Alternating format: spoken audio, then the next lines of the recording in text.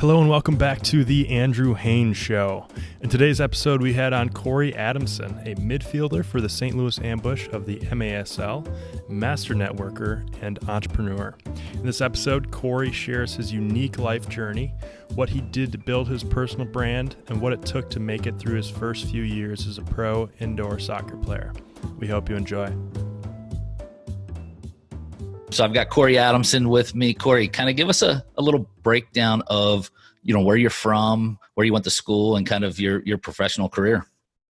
Yeah. So first of all, thanks for having me on. I'm excited to hang out with the original boss, man. I'm originally from Clearwater, Florida. I grew up there 18 years. Then I went to University of South Carolina, Aiken for college to play soccer. I double majored in pre-law and business management and decided I wanted to go with plan A, which was soccer after the career was over. So the college career was over. So I pursued that for a couple of years. I graduated college in 2010. So this is the decade year. Actually, I believe Monday is the 10-year anniversary, which is nice. Congrats. Makes me feel so good. Makes me feel so good. But after I graduated there, I bounced around a bunch of different places. I just, I struggled to try and make that initial step, get my foot in the door. I played for a lot of lower level, PDL, NPSL teams, just kind of bouncing around the country. At one point, I was living literally out of my car that had 250,000 miles on it. My original high school car. So the girlfriend at the time didn't like that very much. So we kind of went our separate ways. And eventually I found my way to Houston, where I started dating my now wife.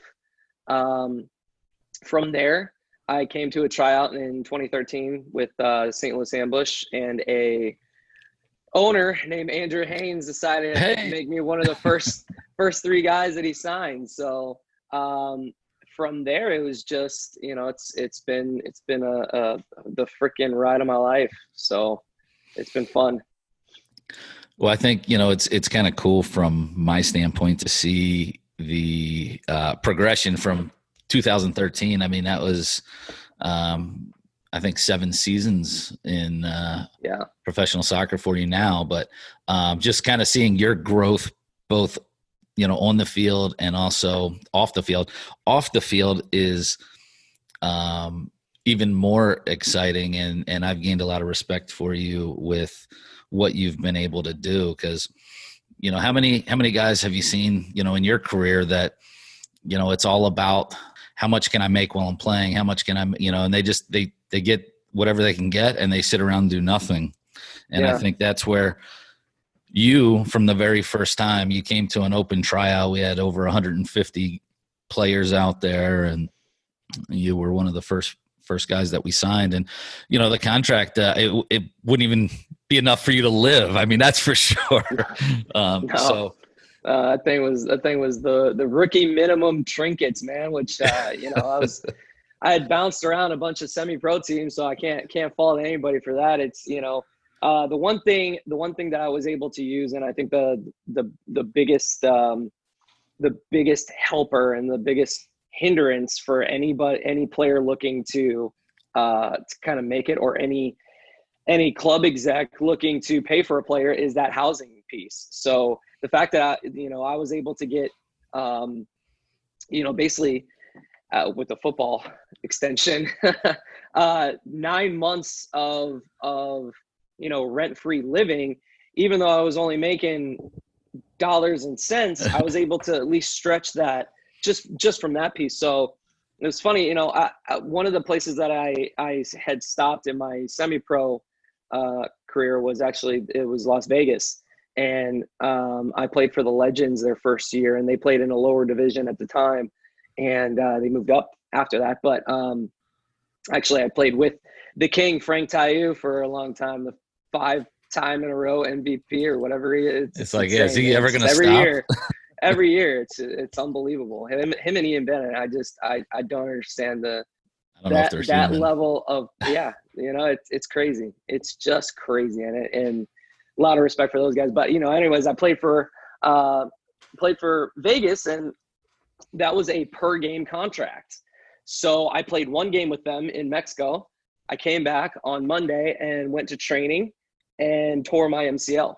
And, there wasn't any workers' comp or anything like that. So I was just stuck in Vegas, fresh out of living in my car.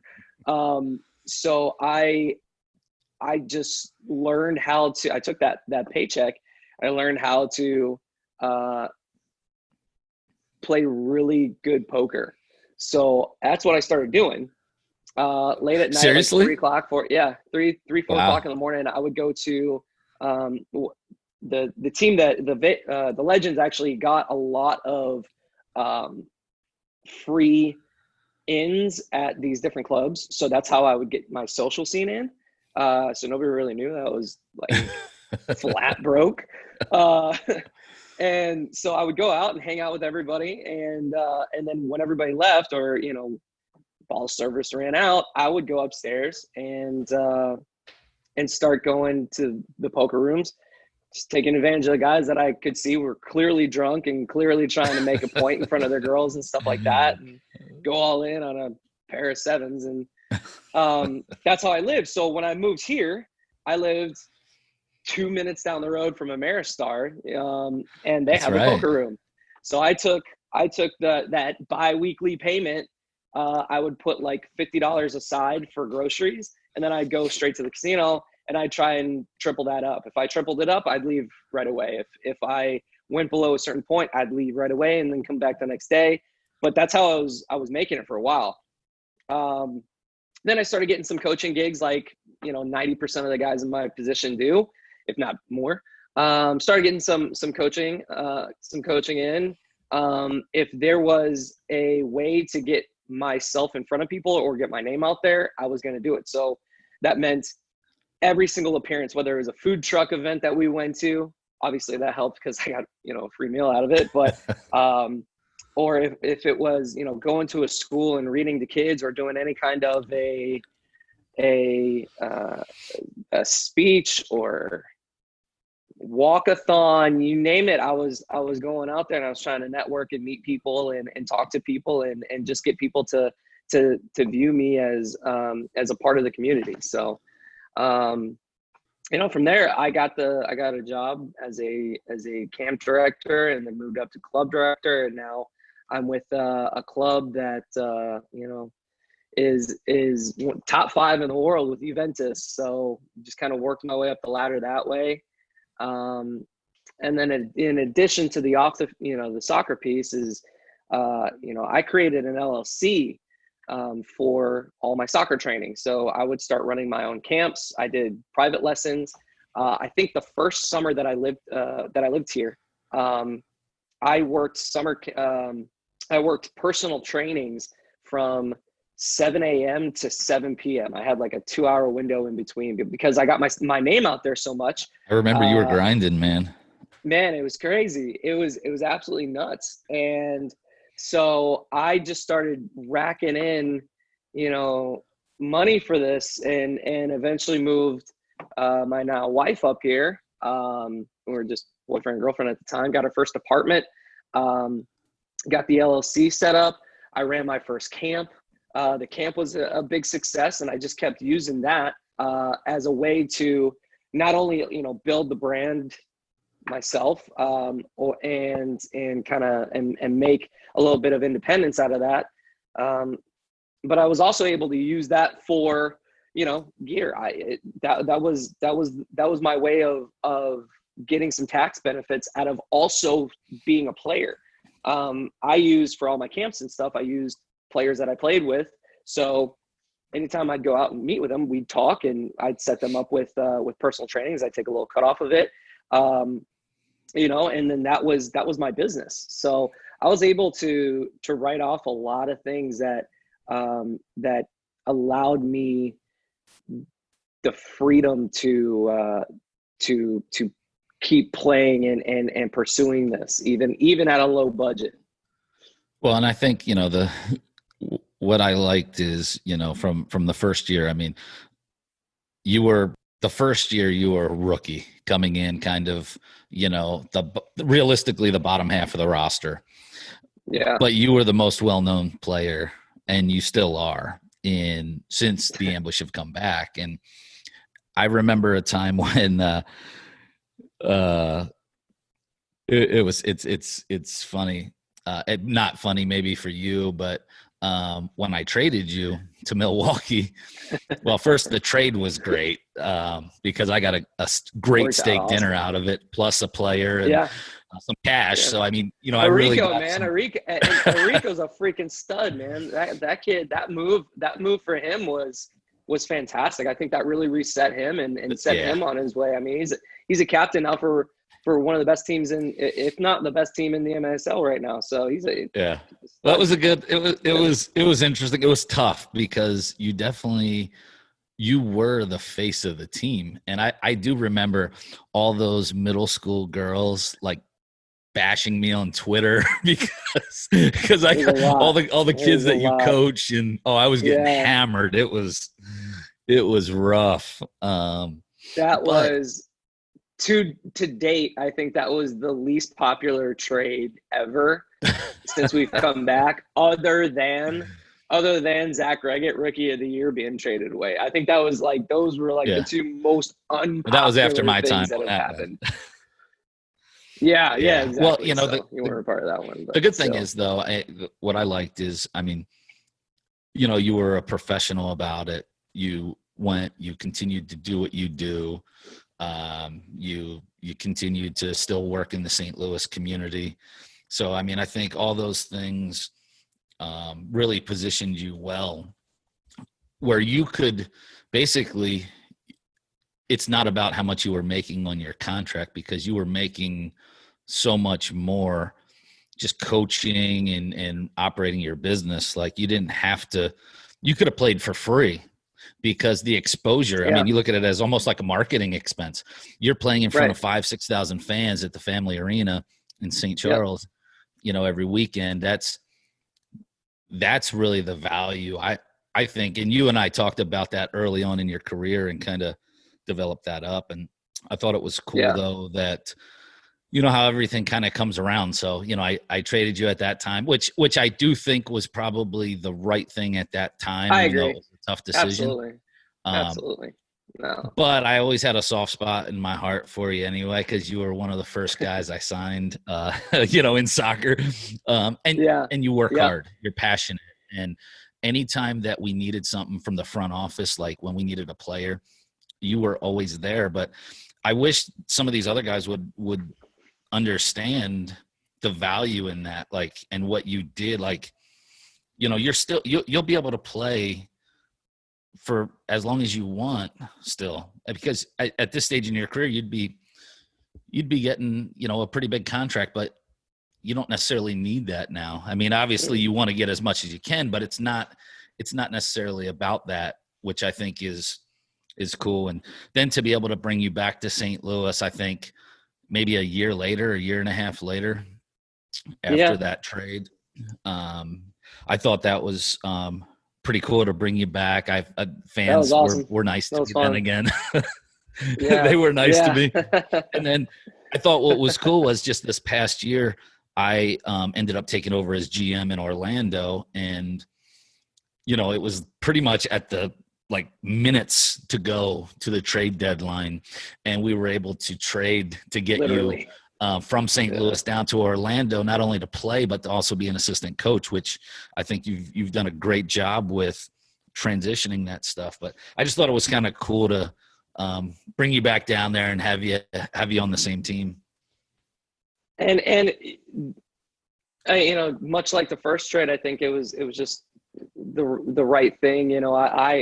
I bleed St. Louis. You brought up a point about the contract and what a veteran can get in this league. And when I re-signed with the Ambush last year, it was for trinkets. I wanted guaranteed money, but it's peanuts, because I want them to use that extra money to go bring me a ring.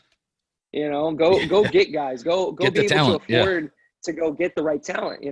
And this season, for whatever reason, they felt that I didn't fit in that lineup, which is okay. But I felt that I had a lot to give to a team, and I had a lot of talent to show on the field. So rather than sitting around and getting old and fat and watching other people play, I was able to come down to Florida and help out a team that really needed a little bit of guidance and a little bit of that veteran presence that they didn't have. I mean, what you had to do with that whole situation was just insane. I mean, that was, as the word unprecedented gets thrown around a lot, but that was unprecedented. The owner dipping out six games into the season, stealing the budget. All the players become free agents, so all the talent leaves, and then you're left with all rookies. You're left with guys that prior to this were playing, like Wednesday night leagues and Sunday morning leagues. So what we did down there over the past, the last 10 games a season, basically. Yeah, last couple months. Hats off to Tom Traxler, because he did a great job. For anybody to step into that willingly, and hats off to you as well. It can't be about anything other than improvement. There's so many people that are like, what can you do for me? That mentality is, what can I do for someone? What can I do for a team? What can I do for an organization? And the fact that he was able to go in there and stabilize the emotional side of things, because again, when you're a team and you're just getting spanked day in and day out, I don't care who you are, it's almost impossible to deal with. It's breaks easy to people. Point fingers. It will break. Yeah, it's people. easy to point fingers. Oh man, it's rough. But I remember talking to Tom. Oh yeah, you flew. Yeah, my first practice was like that. It was like everybody screaming at each other, and I'm like, shut up. Nobody knows what they're doing here. You're wrong. Nobody's right here. Or on the other side, everybody was right, but they were all doing it 15 different ways. So, there's always that methodology that there's 1,000 ways to skin a cat. That's true in indoor soccer. There's 5, 6, 7 different ways you can play offense and defense. But if you're all doing it differently, you're effed. If you're not on the same page, it's terrible. So when I met with Tom, I was like, Tom, I really don't have anything to offer. It's gonna be rough. Most likely we won't win. We're gonna the deck is stacked against us. Do you want it? Yeah. But he saw the bigger picture, and then what I really respect about Tom is when the opportunity to trade for you came up and to be able to add you as an assistant coach as well, Tom was all about it. And he was never one of those guys like, oh, I know everything and my way or the highway. And then turns out that you guys knew each other from when you played as a kid, which is bizarre. This world is so small. Crazy. So he was the assistant coach on my U10, U11, and U12 team growing up. So he came up to me at the end of last season, because that's when he was I think brought in to coach, was the end of last season. And he came up to me after one of the games. He goes, "Do you remember me?" And I go, "Yeah, why? Why do I recognize your name? Why do I recognize you?" He goes, "I used to coach you with the Chargers with Walter." And I go, "Oh my God." So it's crazy how small the world is and how small the soccer scene is, because that's just bananas. Just bananas. Oh yeah. Yeah. Another I thought was pretty cool. And this was kind of me on the business side was, okay, so, Corey Adamson is becoming this star in St. Louis. And, I also had an arena football team that starts right after soccer season. Yeah. I was like, wow, let's take this star and see if he can kick a football. And I remember a couple times we were out there at soccer practice. We had all the guys. We had a bunch of the players think they could kick a football, and man, you just started getting some work in, and you were killing that ball. Well, how much fun was it playing football? I lied to you. It was amazing. So you asked me if I'd ever played football before, and I was like, yeah, man. I didn't every soccer player at one point play football? And for anybody who doesn't know me and listens to this, I'm 5'6" 3/4 and 150 pounds. I don't believe that. So no. I don't believe that. I don't believe 5'6" 3/4. I'll get the tape measure out right now. I measured I used to be 5'7". I've lost 1/4 of an inch over the past, since high school basically, or since college. So, but every year they measure you, and that's what they tell me. And that's with shoes off too. So, but I was like, yeah, man, I can kick a football for sure. So, I remember we were at Veta, and I just started kicking a ball, and then we went to the arena like a few days later, and I just started wailing on one. So I stayed after practice. Like, actually, like tweaked my groin pretty hard that first year. I was out after practice at the arena for like, I don't know, an hour and a half, just smoking a ball, chasing it down, bringing it back, setting it up, and doing it over and over. So tryouts came around, and I started kicking. You signed me to that, and I was like, all right, what the hell am I getting myself into, man? This is gonna be nuts. So I just remember there were two big pieces in that season. I remember, and one was my first tackle. I made a tackle. Oh man, like you were opening kickoff. I was hyped, man. So I smoked the ball down there. Somebody didn't cover the right lane. I don't remember who it was. I just remember him getting screamed at. So I had to plug the hole. And I just remember, like, the way the indoor works is they kind of like make this little shelf like this, and then the guy comes running up the sidelines like this, and I had to stand at the end of that pipeline. I just remember this dude's face just lit up when he saw me, and I was like, oh, this is gonna suck. And he just smoked me. I made the tackle, and everybody was hyped up about it. And I was like, that was awesome. I need to do that again. So, you were talking a little shit after that too, which was good. To the guy. It was awesome. Oh my God, it was crazy. It was crazy. So that was nuts. And then we got to go down to Florida to Lakeland, the team that you eventually took over. One of my favorite memories, yeah. And, we're driving down the field. We had to win this game in order to get to the championship. And it was, 3 seconds left. And my grandmother was in the stands. My whole family was in the stands. And I got to kick the game winner. And I just remember turning around and seeing you hop over the boards and sprint to me. Like, that was the fastest I had ever seen a guy your size move in my life. If you were running, if there was an NFL scout, if there's an NFL scout out there, they would have said something to you for sure, man. For sure. That was a big one. Yeah, that was against Lakeland. That was nuts. That kept our season undefeated. So yeah, that's right. That's right. I think that championship game. I think, and you played a couple more years football as well, kind of back and forth. I mean, yeah, it's kind of, I think it's really cool. And like I said, I think from the business side, that, like I said, from day one, you were all about building your brand. And that's kind of what I remember. We sat down a few times talking about, like, setting up the LLC, creating a logo. Yeah. I know you got a website going. And so what do you tell, what do you tell these rookies now, or these younger players? I mean, are you, preaching those, like, do you explain to them how that's benefited you at all, or what are you doing? Because I think you could really become a huge mentor to some of these younger guys to be successful off the pitch. Which is, as I move towards the back half of my career now, that's something that I absolutely am. I try to do every day. I try to do every day of training and stuff like that, as mentoring them, on the field, but also off the field stuff too. So, I've given a lot of guys that have come in and out, jobs as trainers and stuff like that.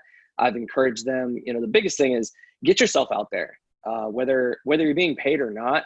Understand that the more you're out there, and the more you're representing not only the team you play for, but yourself.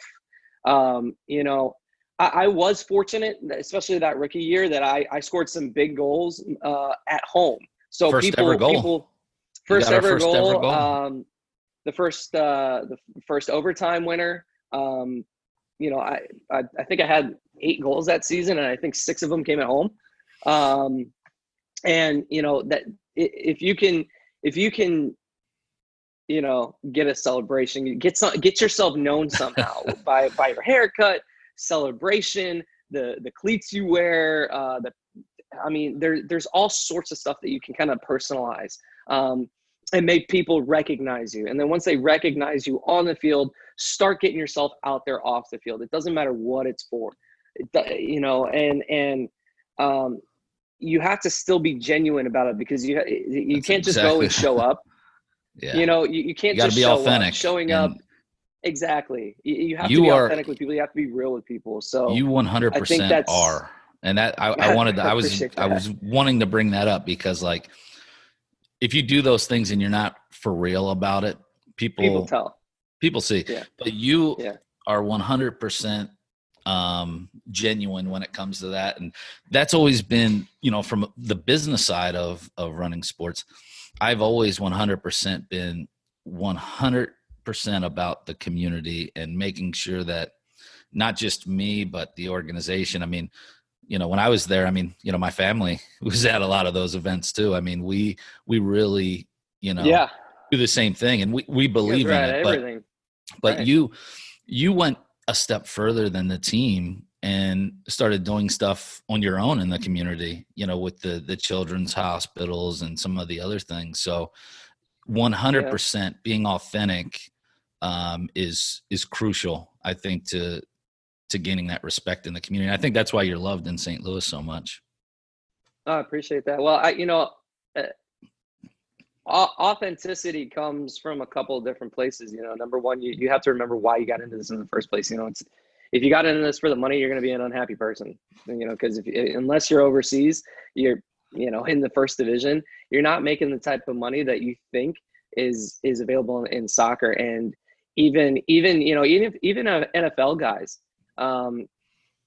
they're in the league a few years, and then all of a sudden, they get all this paper, and then they don't learn the business side of things. They don't learn how to market themselves, and then they're gone.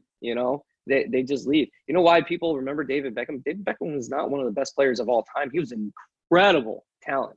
Don't get me wrong, but he is so famous for what he is because he branded himself. He continued to put himself out there. He started by being obviously a soccer player first, but you still have to put in that extra work if you want that kind of life for yourself. But for me, I remembered what it was like when I first met like a pro soccer player, a pro player, and I just remember being awestruck, and I loved it. And looking back on it, it was an MLS player, Roy Lassiter. And I think the most he ever made in his career was like $60,000, right? So you think about it from like that perspective, and that's the top player. But to a kid like me at the time, that was, I could have met the president. He was a rock star. He was a rock star to you. And that's just like you are in St. Louis. I mean, that's how those kids, how you felt with him is exactly how all those kids in St. Louis feel when they get to get your autograph or picture with you after a game. It's creating lifelong memories. I mean, you have that memory still. And these kids, it's just an awesome thing. It's one of my favorite things about the business is seeing that. Yeah. And you're one of the best that I've seen. I appreciate that. Well, again, it's I love it. I love meeting the kids. I love hanging around the kids. I love meeting people, just everyone. I have family here in St. Louis now, and I don't know a soul in St. Louis. I didn't know anybody when I first came here. Anybody. I knew guys when I first came to try out from like other tryouts. We had like a little tryout crew. A bunch of us that just got told no all over the place. I remember you. Yeah, and it was kind of like that. And then again, when I started, the power of getting yourself out there is when people start contacting you, not the team, or they contact the team and say, hey, we request this person, which started happening a lot. Because when you go out there and you're able to connect with people, they remember that and they recommend you. Now you're starting to get word of mouth, and it starts slow. It's just one person, it's just one person that calls. or one person that DMs you, or one person that inboxes you. And then all of a sudden, the floodgates start to open up. And I made it a point to try and make a relationship, to try and make something where I remembered that person, I remembered that face, I remembered something about them, that even though I can't remember everybody because I meet so many people, if I can at least remember a face and give them an enthusiastic, hey, it's great to see you, because they remember me. And that's the whole point, is if they remember you, you should take the time to try and remember something about them and greet them with some sort of an authentic appreciation. I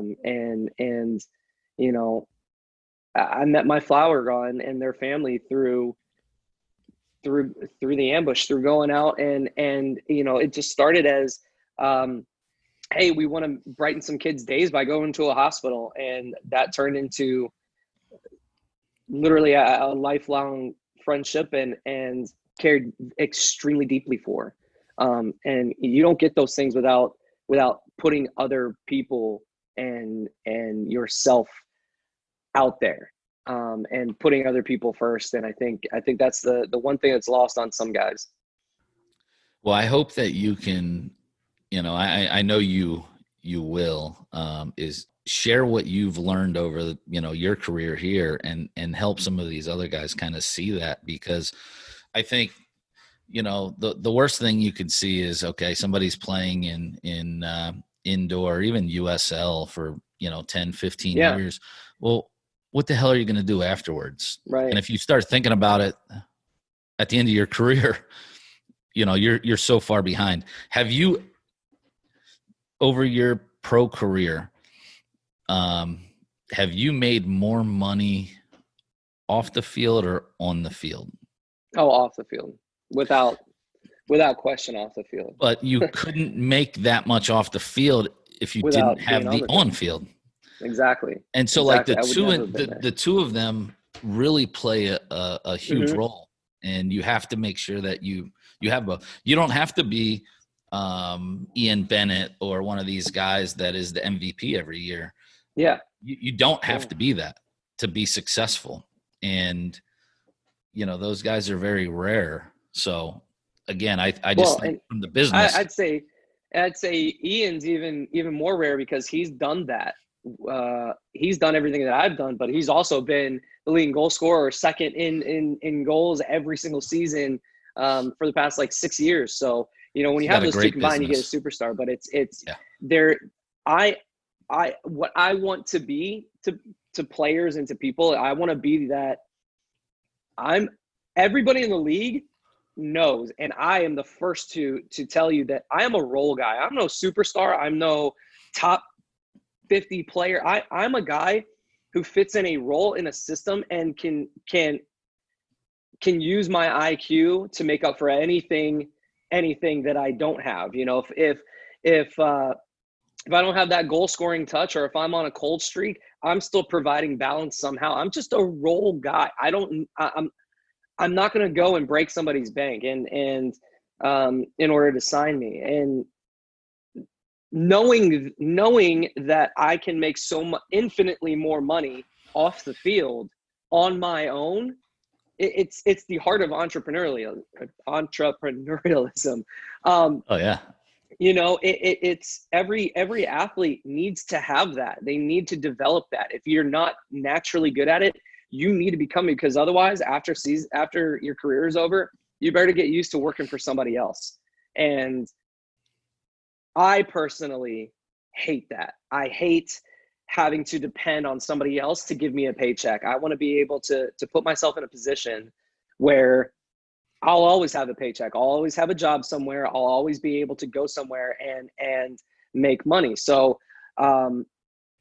having that as the heart of who you are as a player is very, very important. I have had former MVPs hit me up after season asking for money because they needed it. Former MVPs of the league.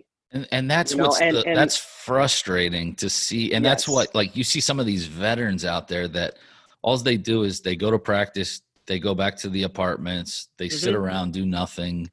They play don't FIFA all day, Yeah, and then they're literally living paycheck to paycheck, and Right. they put themselves in such rough spots where, and not everyone has maybe the business sense or, the entrepreneurial spirit that you do, but it's there for everyone. It might not be to the level that you're at off the field, but it could be. And I think it frustrates me when you see that, guy is going to sign somewhere else because it's $50 more a month or something like ridiculous. When they lose sight of, you could have went somewhere else and played when I signed you. It was a small monthly contract, but I did tell you back then, I'll do anything I can to help you try to make more money outside the team. But yeah. I say that to just about everybody. 1% of the people actually do anything about it, and you took the initiative to do it. So you're building all that up on the field, off the field. I saw some big announcements that you guys had now, like kind of tell me about like your club involvement over the last few years, which also was a huge impact for the local club there that you were involved with. Yeah. So, again, I got this gig because the president of the club at the time, he came to an ambush game and he saw me flying around, hitting dudes and scoring goals and running in the stands and stuff. And he said, I want to talk to that guy. So he messaged me on Twitter. We started going back and forth, and he offered me a job as a trainer and as a camp director. And I said, camps is exactly what I want to get into. Let me get my feet wet. Let me figure out how this works. Since you already have a background in it, let me learn how this works. And then I can start doing my own, which is exactly what happened. So I started doing camps for them. I had already been doing, small group sessions and stuff like that. And then, one of the things I did right in there was I want the ability to run my own camp. So I signed the contract with them to be the camp director and the trainer. I was getting paid hourly. It was reasonable. It was right on par with the market. I didn't ask for more because I was an ambush player or anything like that. I said, I'm this level trainer. What does this level trainer make in St. Louis? That's what they paid me. So, I got a small kickback from the camps and stuff, which were small, but I learned how to do it. And that was the most important thing. I learned a new skill. So I then got online and, Google and YouTube is amazing. You can learn how to do anything on Google and YouTube. Yeah. So I learned how to create an LLC, and it's not that hard and it's not that expensive. I think it was like $50 all in. And I was able to create that LLC, open up a business bank account. I started being paid through the LLC to build my credit line, basically. Because in order to open up a business credit card, you need to, they need to see a cash flow. So I started getting paid through that LLC directly, not to Corey Adamson, but to my LLC. So that gave me a business credit card. Now I had a business credit card to go use to go buy that was the first thing I put on a credit card was my camp stuff. So I bought all the jerseys, the balls, the bags, the balloons, the water guns, the snacks, the everything. My insurance, I put on that credit card to renew every year. So I still have that credit card. I'm still using it. But that's why I started. It was a $2,000 credit line that I got because I went the right avenues and built up a credit line. So I used that $2,000, and that camp, I think I took in a little over $6,000. So I paid off the credit card. I kept $4,000. That got me through the next, I think, 2 or 3 months of living, and put me ahead. So I now had a savings. So because I already had a good gig getting paid through the club for training and through their camps, now I had my own thing. So I just continued to build that. And I eventually, through the club, because I worked hard, I connected well with the kids. As the club grew, they needed a club director, and I was the first person they came to. So they put me as DOC, not club director, but DOC, director of coaching. to where I could oversee the program, oversee the coaching, oversee the curriculum. And that's the position I've held for the past 3 years. I guess that's how long I've been. So, and just over the past 4 months, we've been working with Juventus, as in like Juventus, to become part of their academy system, which is global now, but there's only a handful in North America, and St. Louis is now part of that Juventus family. I'll be heading over to Italy at least once a year, most likely twice a year, because we're going to be sending teams. I'm going to go over there for coaching every year, and get UEFA licensing now. Now I'm getting somebody else to pay for my licensing, so I'm working two angles here. And on top of that, I get to send players over to pursue their professional career. Thing for me. I'm a girls coach through and through. I coach 4 girls teams. I love the boys. I love coaching the boys. I connect well with them, obviously, but for some reason I just connect. I connect well with the girls, and this is the first generation that women are going to be able to become professional, like superstars change your family's life and your kids and their grandkids kind of money, so I want to do everything I can to do that. And the great thing about Juventus is that aside from having the most popular person on Instagram under their payroll and Cristiano Ronaldo, they also have the top women's professional team.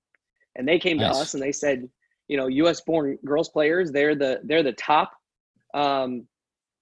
trained in the world. They're the best athletes. They're excellent soccer players. We want to specifically target them for our overseas academies and our overseas pathway. So being able to be a part of that and being able to be that avenue for the next generation is, for me, I remember being that age. I remember where it took me. I remember what everything I have now is because of this game and that club scene.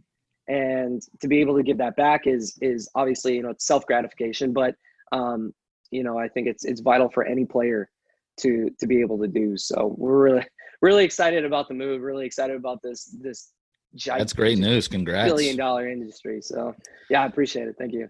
Yeah, no, that's cool. What's next for you on the professional side? Are you looking to still continue to play? You looking to get coaching? Yeah. So my goal has always been to play till I'm at least 36. I'm 32 right now. I want to play for at least you're getting old, 4 or 5. I know, man, it's crazy. I get these gray hairs and stuff now, but my body feels great. I'm fitter now than I was over the past few years. I think I'm as fit now as I was when I first jumped into the league. My wife just graduated to become a couple weeks ago.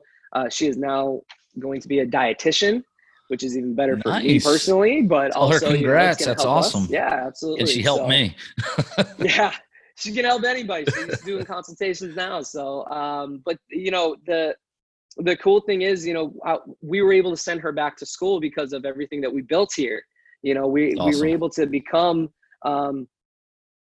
just through our connections, we've been able to kind of set up our life to be able to afford her to go back to school and focus on that and go through that, and me still be able to play and do everything I'm doing off the field. So I want to play till 36, maybe if I'm lucky, knock on wood, 38. I don't know. But I'm definitely looking to continue playing. And I'll be honest, that assistant coach role that I got down there, that opened up Pandora's box for me, because I ate that up, man. You did a great job, man. I really see you. I see you as a great head coach in the near future. And I think if I got back into it and had a team, you would be one of about 3 people that would be at the top of my list, if I could work out details. But you definitely have that in you. You could see it. You're a great leader. The guys respected you. You know the game. Yeah. played the game. I appreciate it. Well, you got, just like everything, you got to study it, and you got to be authentic with the guys. You can't hide behind things. If you F up, you got to say, hey, that's on me. Yeah, happen. Exactly. Got to own it. When you're on videotape, tape don't lie. That's the biggest thing. Tape don't lie. So if I messed up, I'm telling you, hey, that was on me. I effed up. But that's one of the ways you learn the game. You gain respect from guys. Is put that ego aside. If you messed up, own it. You're part of a team. Everybody's gonna mess up. Indoor soccer is nothing but mistakes. But mistakes. And your ability to either minimize or capitalize. That's it. So being able to own that, put your ego aside, own it, accept it, and then better yourself from is huge as a player, but also as a coach. So, before I even get to that point, though, I still have a year left on my contract with St. Louis. I want to continue playing here. I love my head coach Everton. Him and we butt heads a lot because we're very, very, very similar people.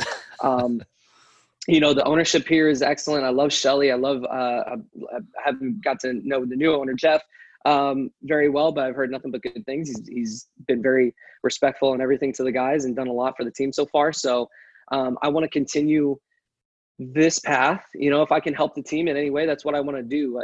Eventually I can the thing is I can coach whenever. I can coach till I'm 80. I can only play this game for a certain amount of time. So I want to focus on that. Body tells you can't. Yeah, exactly. I'm going to ride this wave until it forces me to stop. So, that's my next kind of 5-year plan is focus on the playing aspect. Yep. If I have an opportunity to be an assistant coach or help a team in any way, that's what I want to do. Whether you're wearing a captain's band or a head coach title or an assistant coach title or not, people put too much emphasis on titles. It's what do you do every day? I show up an hour before training. I'm almost always the first one on the field. I'm typically one of the last few people off the field. And when you can put in that work and that dedication, it filters down to everybody. One of the guys I'm most proud of is JT Thomas. Past 3 years, he's kind of been overlooked as a player. Nobody's really given him a lot of clout or a lot of credit. And he's one of the guys that showed up with me every single morning. He's one of those guys that showed up every single morning, stayed late. We worked together. We worked separately on the different pieces that we wanted to get better at. We accepted what we weren't good at, and we wanted to make ourselves better at it. And he was one of those guys that really embodied that. And he led the team with 26 goals last year. He was a freaking stud last year. Just earned himself a fat 3-year contract. Did he play in Reading your rookie year? No. Okay. No, he came in. His first season was first year Tony Glavine. That was his first season, but he barely played. I don't even think he did play because I don't think he got Tony was like, we'll be, he'll develop. And I was like, yeah, he's going to freaking develop. Like he was a finisher back then. And he actually, it's funny. Yeah. The first place he lived was my house. He lived downstairs with me until we got the host family sorted out. But, being able to do that and kind of lead from the top down is what you have to do. And I think, any team that has that in place from the top down is going to be successful no matter what they have around them. So that hopefully I'll be able to continue that here. But if not, I understand it is what it is. But I love St. Louis. I love playing here, and I'm going to ride that wave as long as I possibly can. Definitely. And they'd be foolish, absolutely foolish, if they didn't have you back and have you in a prominent role. I mean, I appreciate that. It would be a mistake on their part. So hopefully they do. But I mean, I think we could probably talk all day. We're going to have you back a few times because absolutely. There's other stories we have to talk about next time. We have to talk about our Wednesday night office team, where we would get you as a special guest every night. Hat-trick Haines. So Jay Knowles getting the entire sheriff's department down here. We will definitely talk again. Absolutely. How can people, find you or reach out to you? Yeah, Corey Adamson 4 on Instagram. I'm out there. It's the easiest thing to remember. Corey Adamson, my number 4. Twitter is the same, and you can find me on our new Juventus Academy STL website as well. If you guys, Nice. if anybody's got any questions about the soccer side, playing, with their kids, and I can be more than happy to give you guys more information. So. Well, Corey, I want to thank you for joining me and talking about some fun times and just your journey. I truly think that it's been awesome to watch. And I told your mom and dad that last time I saw them, man. It's awesome to see the last 7 years. So I'm excited to watch the next 10 years. So yeah, let's keep in touch and we'll get you back on here soon. You got it, brother. All right, man. Thank you for listening to today's episode of The Andrew Haines Show. If you enjoyed it, be sure to give us a follow and let us know what you think by dropping us a review. Take care.